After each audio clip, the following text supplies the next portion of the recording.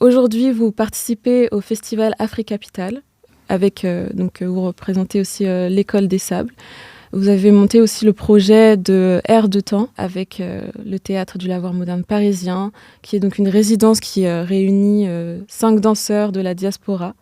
Hier soir, on a pu assister à la restitution aussi de cette résidence qui a été encadrée par Alessandra Setin.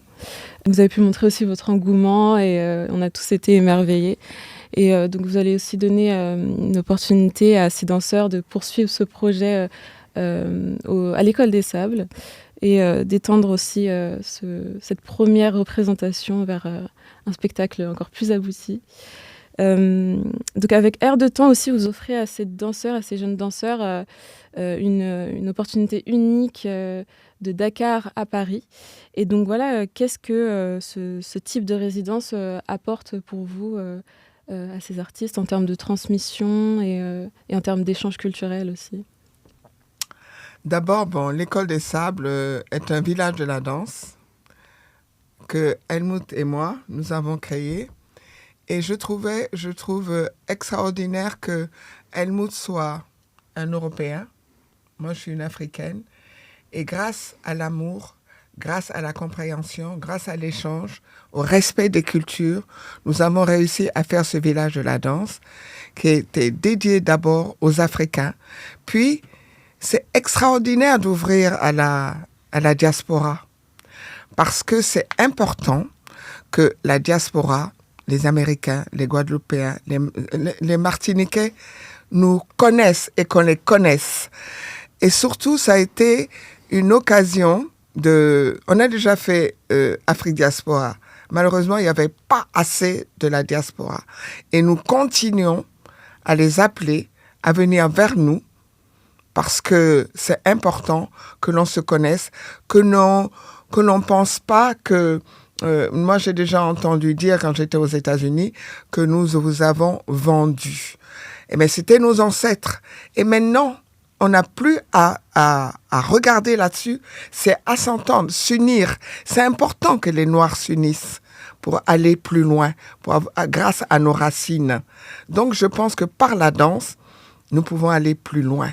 Vraiment plus loin, en se donnant la main dans la main. Merci Germaine. Et vous, Helmut, j'aimerais en savoir un peu plus sur votre engagement aussi au sein de l'École des Sables. Bon, écoutez, c'était un chemin très spécial. Comment se retrouver d'abord. C'est pas évident qu'un Allemand retrouve une Sénégalo-béninoise qui travaille au Sénégal. Mais après avoir fait beaucoup des professions différentes, à un moment donné, j'ai décidé avec une amie danseuse et professeure de danse d'ouvrir un studio de danse à Francfort. Et en même temps, j'étais à la foire des livres de Francfort et je suis tombé sur le livre de Germaine. Et ça m'a touché, ça m'a parlé. Et je me disais, ça sera bien de faire de nouvelles choses en Allemagne. Ça veut dire de faire connaître la danse africaine. Aussi, j'ai pris contact avec Germaine. On a fait une première rencontre à Aix-en-Provence, c'était en 82, et on est ensemble depuis. Et c'était au moment de la fermeture de Moudra Afrique, malheureusement, ou heureusement, parce que sinon on n'existerait pas. Donc Moudra a fermé, et Germaine était obligée de partir, recommencer une nouvelle vie, en voyageant, enseignant un peu partout, mais très vite. On se disait, mais c'est tellement important. Après, c'est ce qu'on a vu comme résultat, toutes les choses positives qui se passaient à Moudra Afrique.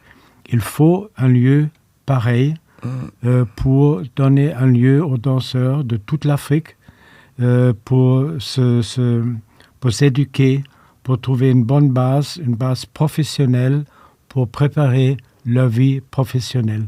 Et voilà. Donc, voilà, c'était ça. Et donc, on a cherché le lieu, on a cherché où faire.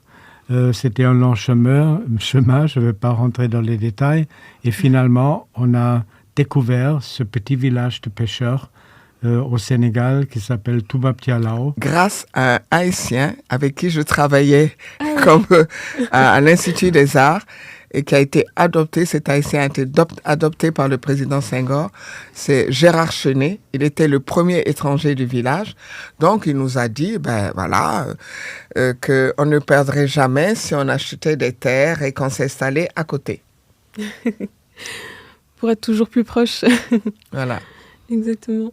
Et j'aimerais que vous me parliez aussi un petit peu plus de cette appellation, parce qu'on vous appelle aussi la mère de la danse contemporaine africaine. Moi, je me demande aussi, de votre point de vue, qu'est-ce qu'elle évoque, cette appellation pour vous? Écoutez, c'est pas moi qui ai choisi.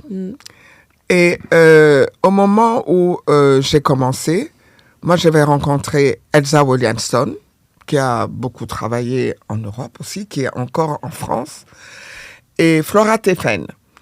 Voilà. Donc, c'était la même période. Je crois qu'aussi on les appelle maman, parce qu'en Afrique, on n'appelle jamais les personnes âgées par leur prénom. Mais je crois que c'est cette école de sable que nous avons créée et qu'on a rassemblé toute l'Afrique, on a rassemblé la diaspora, on a rassemblé le monde. C'est cette création qui m'a mis en avant. Parce que, je crois que même dans le monde entier, ce genre d'école n'existe pas.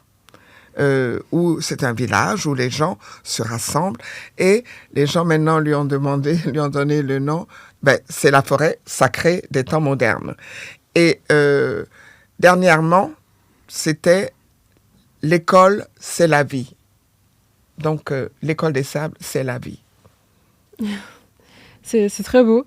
Moi, j'aimerais poursuivre aussi par rapport à vos créations qui ont quand même qui sont aussi empreintes d'un engagement politique et social. Pour faire le lien aussi avec le lavoir moderne parisien, qui aussi dans son histoire, dans sa création, a un ancrage vraiment politique, un engagement qui est important, et aussi par son accessibilité à la culture. Et j'aimerais que vous me parliez aussi de cette relation, ce dialogue qui se passe entre l'école des sables et le théâtre de lavoir moderne parisien. Donc c'est Rachid, je crois, ta mère, qui est un homme extraordinaire que nous admirons, qui fait que les gens se rencontrent, se connectent. Il a cette habilité de connecter les gens et de trouver les moyens pour les rassembler. Quand il est venu au Sénégal nous parler de ce projet, nous avons dit oui, parce qu'il y avait déjà ce projet que les directeurs de l'école des sables, qui étaient les directeurs, c'était Alessandra Setin et Wesley Ruzibiza, qui avaient créé cette ère de temps de création avec les jeunes Sénégalais. Et donc, quand il est venu nous parler, et c'était toujours cette intention de mieux nous engager au Sénégal, parce que moi, j'ai voyagé à travers le monde pour rassembler les moyens qu'il fallait. Et donc, c'est venu à temps, parce que c'était vraiment mettre en avant Dakar capitale, n'est-ce pas? Capitale de la création, capitale où il y a un bouillonnement culturel d'échange. Donc c'était le moment que cela vienne. Et alors cet échange entre les danseurs de la diaspora qui ont été formés ici au lavoir par Alessandra Setin, qui est aussi de la diaspora. Donc c'était une bonne rencontre. Et après, ils vont venir à l'école des sables pour continuer. Je crois que ce sera une quarantaine de danseurs qui seront rassemblés pour créer ensemble cette diversité, cette rencontre entre la diaspora et l'Afrique. Et je crois que c'est très important parce que c'est fait par les jeunes et nous allons les observer. C'est les temps actuels. C'est à eux de créer le monde et de s'enraciner. Je trouve que c'est important de s'enraciner et prendre l'expérience d'ailleurs. Alors, ma technique, c'est l'arbre, le fromager n'est-ce pas? Le symbole, c'est le fromager. Vous savez, le fromager qui a des grandes racines, s'enraciner très fort dans la terre, s'élever vers le ciel, prendre des influences d'ailleurs et rester soi. Et je pense que pour les gens de la diaspora, ils vont retrouver leurs racines à travers cette rencontre, bien s'enraciner et être encore plus forts pour continuer leur chemin de créativité, de création et être fiers de leurs racines africaines.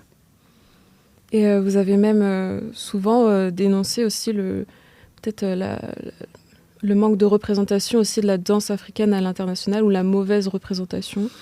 Moi, je me demande si vous sentez quand même tout ce travail qui se forme depuis des années. Est-ce que vous voyez une évolution? Est-ce que vous-même qui créez aussi des spectacles, est-ce que vous sentez qu'il y a une jeunesse qui prend le dessus Ça a changé Ouais. depuis la création. Ah oui, parce que la danse africaine contemporaine n'existait pratiquement pas. Oui. Comme on a dit, c'est Germaine qui a déjà commencé à chercher de nouvelles façons de s'exprimer sur la base des danses traditionnelles en 68 à peu près. Donc elle était vraiment la première et c'est pour ça aussi on lui a donné ce nom, mère de la danse africaine contemporaine. Après, c'était dans les années 90, c'est Afrique en création qui était créé par le gouvernement français avec le but de vraiment soutenir des nouvelles créations, des créations de danse africaine contemporaine. On a mis en place une compétition de danse africaine contemporaine. Et ça, c'était le début. C'était pas facile pour les jeunes parce qu'ils ne savaient pas comment faire. Qu'est-ce que c'est? Ils se sont orientés d'abord avec les danses contemporaines en Europe occidentale. Et après, essayer de s'adapter à ça. Et ça a pris du temps. Et là aussi, Germaine, elle était pendant deux représentations, deux biennales. Oui, deux biennales, j'étais la directrice et on a fait les choix. Oui. Les choix des danseurs qui ont été promus et qui sont connus maintenant. La danse africaine contemporaine rentre dans le monde et continue.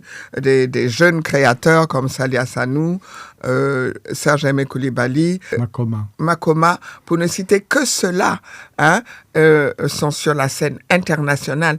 Des femmes aussi, par exemple Irène Tassabedo, qui est au Burkina Faso, qui se bat, qui forme des danseurs, n'est-ce pas, et qui les éduque. Et on continue cette collaboration, de continuer à éduquer cette transmission. Cette transmission. Il y en a beaucoup qui étaient à Moudra Afrique et qui après sont venus à l'École des Sables et qui continuent voilà. On a semé, ils sont en train de grandir, ils sont en train de continuer cette transmission importante et ça va continuer. Donc nous, on est très fiers d'être là à Afrique Capitale. Afrique Capitale. Et d'ailleurs, vous définissez aussi votre technique Akoni comme étant la danse africaine dans la danse contemporaine. Non. C'est-à-dire que j'ai découvert, j'ai fait l'école Simon Ségel, la directrice, c'était Marguerite Lamotte, où j'ai rencontré la danse classique, j'ai rencontré la danse rythmique, et là, il y avait beaucoup de sport. Heureusement qu'il y avait le sport qui m'a sauvée, parce qu'en danse, j'étais pas terrible. Mais bon, justement, cette confrontation avec la danse classique m'a montré que j'avais pas le même corps que les autres, et ça m'a aidé à trouver d'autres moyens de m'exprimer. La danse classique, le grand plié, je faisais le grand plié, et donc là j'ai découvert que je pouvais me servir de ma colonne vertébrale parce que je viens du Bénin où les danses, le centre de gravité est plus bas, n'est-ce pas, et se servent des épaules et de la colonne vertébrale. Et la colonne vertébrale pour moi c'est le serpent de vie, c'est l'arbre de vie. Et au Sénégal, bien sûr, je vais parler du sabar la danse Wolof, où le centre de gravité est plus haut. Mais en Casamance, c'est au milieu. Donc, après avoir découvert j'ai la chance d'avoir 2 cultures africaines et ça m'a donné cette chance de pouvoir me servir des danses du Bénin, des danses de la Casamance et surtout aussi de l'Afrique de l'Ouest parce que j'ai été au Mali, en Guinée, pour découvrir tous ces mouvements de bras, de jambes. Je me sers plutôt de mes bras, moi. Donc, et pour moi, ma technique, c'est le reflet, le corps. Le corps est le reflet de la nature. Parce que les danses africaines sont un dialogue permanent avec la nature. Quand je vois les danses Jola, j'ai l'impression que ce sont des biches qui dansent. De toute façon, je vois je vois les animaux danser, je vois les arbres danser. Donc, c'est le reflet, le corps est le reflet de la nature. Par exemple, la poitrine, c'est le soleil, les fesses sont la lune et le pubis, ce sont les étoiles. Donc, on a un mini-cosmos dans le corps et donc, en se servant de ce mini-cosmos, en regardant les animaux, les insectes, les choses de la nature vivre, on peut les transmettre dans son corps. Parce que, par exemple, j'ai le tourbillon.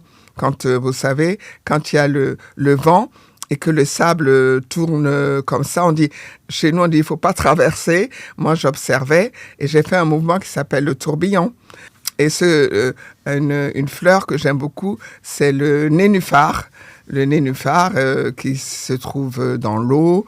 La tête, c'est la fleur. Les bras, ce sont les feuilles. Et le corps, ce sont les racines. Donc, c'est aussi un genre de méditation. Pas le premier jour, mais à force de le faire, on peut, par exemple, on peut devenir le fromager, on peut devenir l'escargot. L'escargot qui voyage toujours avec sa maison sur le dos, c'est-à-dire sa culture sur le dos. Et le nénuphar, que j'aime beaucoup en le faisant, il n'est pas facile, il est assez... Voilà, en se décontractant, on peut sentir l'eau dans les bras, voilà, dans le corps. Mais ça, il faut beaucoup d'exercice, beaucoup de temps pour y arriver. J'y arriverai pas en une masterclass. Non, certainement pas. En une masterclass, je pourrais découvrir le soleil, la lune, les étoiles, le serpent de vie. Et voilà, quelques mouvements. Vous disiez par exemple qu'enfant, vous avez l'habitude aussi de reconnaître, même en jouant, ces formes du corps qui représentaient des animaux, des arbres. Je me demande d'où... Vous êtes resté fidèle aussi à vos origines. Mais quand j'étais petite fille, je suis arrivée du Bénin, je ne comprenais pas la langue Wolof. Et donc, pour m'exprimer, je disais, il faut regarder, on va danser comme un arbre, on va danser... je disais la folle, parce que un arbre qui danse, c'est pas normal. Mais il venait me chercher quand même, en rigolant, en me traitant de folle, pour danser comme les arbres. Mais bon, ça m'a quand même servi. J'ai continué et je continue à voir les arbres danser, l'escargot. Quelquefois, quand je dis aux élèves, on va faire l'escargot, ils me regardent. Je dis, je ne descends pas de Mars, hein, je suis là. Bref, et toi aussi. Alors, avant qu'il ne vienne au Sénégal, je l'ai fait travailler dans son salon pour qu'il apprenne quelques mouvements, pour qu'on ne se moque pas de lui quand il va venir au Sénégal. En tapant sur une casserole. Oui. Vous dansiez aussi? Un peu. Un peu? Jamais professionnel, même pas semi-professionnel, mais j'ai pris beaucoup de plaisir de danser. La technique de Germaine, mais aussi les danses traditionnelles. Traditionnelles étaient beaucoup plus douées. Et est-ce que vous pourriez me parler un peu plus peut-être de vos débuts aussi dans la danse? Qu'est-ce qui vous a inspiré aussi à vous tourner vers Germaine? Vous m'en avez un peu parlé, vous êtes tombé sur son livre. Donc, j'ai pris des stages de week-end, ça m'amusait. Et une fois, j'ai pris un stage avec une femme belge qui a enseigné les danses haïtiennes. Ah oui, haïtiennes. Et ça m'a donné beaucoup Je sentis bien dans mon corps les rythmes, des mouvements relativement simples. Et quand j'ai vu le livre de Germaine, ça m'a rappelé à ça. Je dis, voilà, ça sera vraiment quelque chose de faire connaître à beaucoup de gens et faire les inspirer à travers les danses africaines.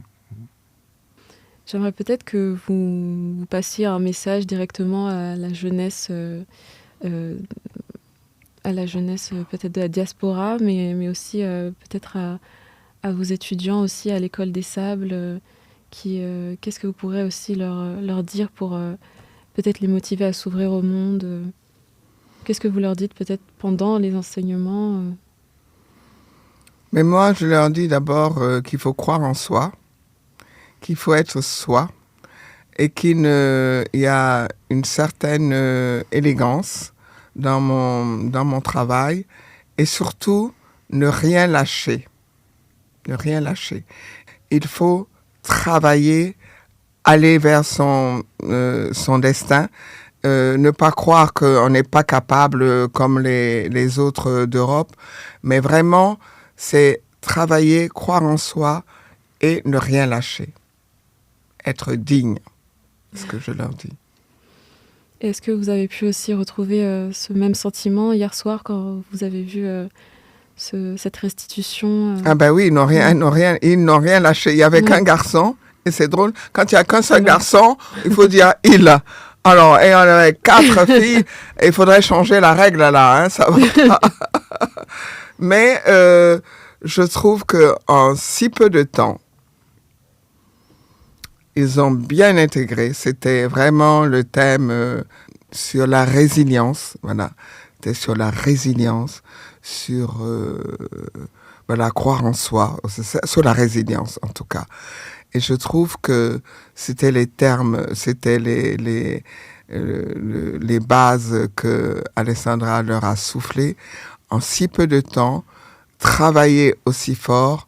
Ils ont cru en eux, ils ont vraiment cru en eux et sont arrivés à faire sentir au public qui ils étaient et leur capacité de résilience, de force et de croire en eux. Et ça, j'étais très fière avec la bande aussi musicale, la lumière, tout allait ensemble en si peu de temps. Alexandra les a emmenés vers où ils devaient aller eux-mêmes, leur a montré le chemin et ils ont suivi ce chemin-là. Moi qui ne suis pas danseuse, maintenant, je veux danser. Tant mieux. Oui, en tout cas, c'est quelque chose qui fait du bien, oui. De sentir son corps, de connecter le corps et l'esprit, et de cette unification. Et ça peut beaucoup aider dans la vie. Et comme conseil encore pour les jeunes, c'est que nous, on a vécu à travers la mise en place de cette école des sables, c'est la persévérance, de jamais lâcher et de croire ce qu'on fait, de croire qu'on peut réussir. Parce que sans ça, on n'aurait pas pu faire l'école des sables. On n'a jamais douté qu'on va y arriver. La seule chose qu'on ne savait pas, c'était quand. Et voilà. Et avec cette façon de penser et de vivre, on peut aller très loin, comme on va avec l'exemple de l'école des sables.